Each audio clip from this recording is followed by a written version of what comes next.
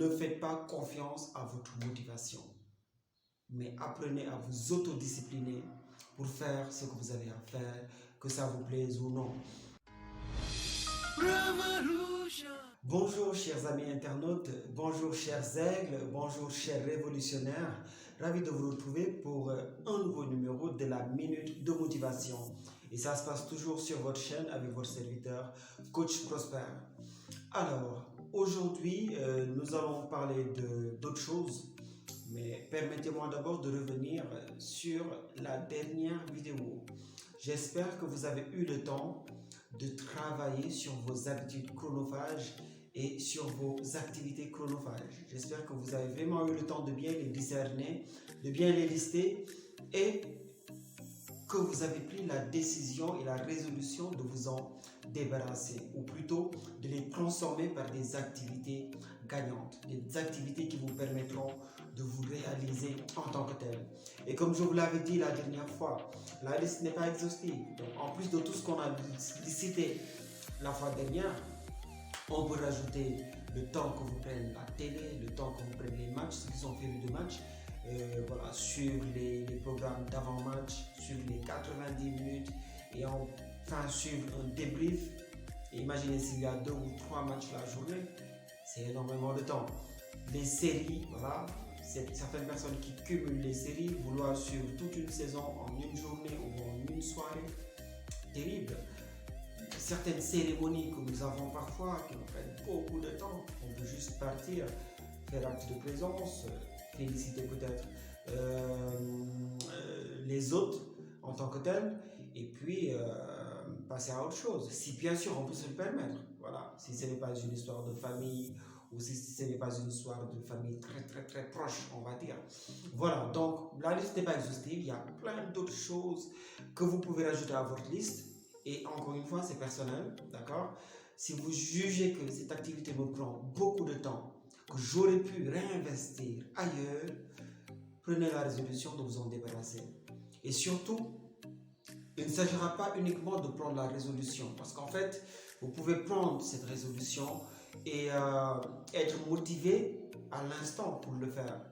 Mais dans la durée, ce n'est pas la motivation qui va vous permettre de le faire en tant que tel, mais c'est la discipline. Et je pense qu'on en a une fois parlé. Seule la discipline vous permettra de tenir. Seule la discipline vous permettra de continuer. Et le message d'aujourd'hui, ça va un peu dans le même sens. Le message d'aujourd'hui, c'est quoi? Ne faites pas confiance à votre motivation, mais apprenez à vous autodiscipliner pour faire ce que vous avez à faire, que ça vous plaise ou non. Aujourd'hui, on est bientôt en fin janvier, d'accord? Et déjà qu'on est le premier mois de l'année, il y a des gens qui ont déjà oublié les résolutions de début d'année. Il y en a des gens qui ont déjà oublié les challenges qui se sont fixés pour cette année. Il y a des gens qui ont commencé à se décourager parce qu'ils n'ont pas bien débuté l'année. Ils n'ont pas pu tenir, ils n'ont pas pu rester fidèles à ces résolutions. Ils n'ont pas pu s'en tenir en tant que tels. Et si, pourtant, ils étaient motivés. Pourtant, la motivation était là au départ. Mais pourquoi je vous dis qu'il ne faut pas faire confiance en sa motivation? Parce que la motivation, ça vient, ça part. La motivation, elle n'est pas faite pour rester éternellement intacte. On ne peut pas rester tout le temps motivé. Il y aura des jours où votre motivation, elle va s'en aller, elle va carrément vous lâcher. Le jour où vous ne serez pas de bonne humeur, la motivation ne sera plus là. Le jour où vous ne serez pas en bonne santé, d'accord, la motivation, elle ne sera plus là. Le jour où vous ne serez pas dans un bon état émotionnel, la motivation, elle ne sera plus là. Mais même quand la motivation ne sera plus là, apprenez quand même à faire ce que vous devez faire. Apprenez à faire ce que vous êtes résolu à faire. C'est ça la discipline. Et il faudrait ancrer cette discipline-là dans de petites choses, dans de toutes petites choses. Parfois, vous êtes dans votre lit, vous n'avez pas envie de vous lever. Mais réalisez, il suffit juste que vous sortiez du lit. Après, vous avez envie de faire autre chose, d'accord? Faites cette petite chose qui vous permettra d'enchaîner avec une autre petite chose. faire cette petite chose qui vous permettra encore d'enchaîner avec une autre petite chose. Parce qu'en réalité, c'est dans cette petite chose que vous allez prendre goût à faire. Et c'est l'action qui vous permettra de retrouver la motivation. Comme on dit souvent, l'appétit vient en mangeant et la motivation vient par l'action, aussi petite qu'elle puisse être. Refusez-vous de ne pas poser des actions chaque jour que Dieu fait. Même si vous n'avez pas posé la grande action que vous avez voulu poser en tant que telle, posez quand même une petite action qui va vous mener vers une autre. Et ainsi de suite. Et ainsi de suite. Et ainsi de suite. Voilà, donc c'est ça le message vraiment. Et pour vous partager une expérience très personnelle, moi personnellement, je me suis fixé comme challenge cette année, un de mes challenges, d'accord, j'en ai beaucoup. Mais un de mes challenges cette année, c'est de publier 2 vidéos par semaine, d'accord. Vous faire une vidéo le lundi et une vidéo les jeudis. Et vous avez vu qu'hier, il n'y a pas eu de vidéo. Pourquoi? Parce que ce n'est pas tout le temps que j'ai envie de faire des vidéos. Parfois, l'envie n'est pas là du tout. L'envie n'est pas là du tout. Et ce n'est pas, arrivé à un moment donné, ce n'est plus une question d'envie, mais c'est une question de discipline. C'est moi qui ai décidé de le faire, je vais le faire. Après, il peut arriver des moments où vous ne respectez pas la résolution. Comme moi, par exemple, hier, je ne l'ai pas fait. Mais dites-vous que soyez indulgent avec vous-même. Soyez indulgent avec vous-même. Quand vous tombez, refusez de rester à terre, mais décidez de vous relever et de continuer chemin. Parce qu'en réalité, c'est comme ça que ça va se passer. Toutes les résolutions que vous avez prises, il va arriver que parfois vous n'allez pas les respecter. Il va arriver parfois que vous allez être flemmard, mais de ouf, vous n'allez même pas vous reconnaître. Il va arriver que vous allez carrément vous lâcher. Il va arriver que vous allez carrément avoir envie d'abandonner parce que vous avez échoué dans le cheminement.